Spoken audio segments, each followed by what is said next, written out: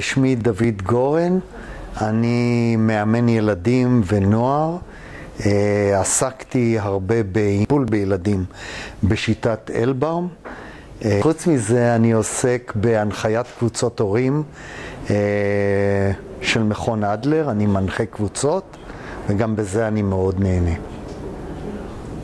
הקורס הזה נתן לי המון ואימן אותי לאמן את עצמי. ודרך התרגילים באחד הטכניקות שנקראות תודה, סליחה ובקשה, אני חושב שעשיתי קפיצת דרך, אני אישית מאוד מאוד גדולה בהתנהלות היומיומית שלי.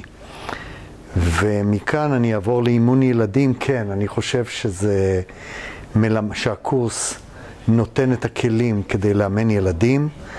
יש המון טכניקות, מתוך הטכניקות, המשחקים, כל אחד יכול לבחור את מה שמתאים לו, את מה שנראה לו, את מה שהכי מדבר אליו, ואם זה מדבר אליו, אין ספק שזה ידבר גם לילדים.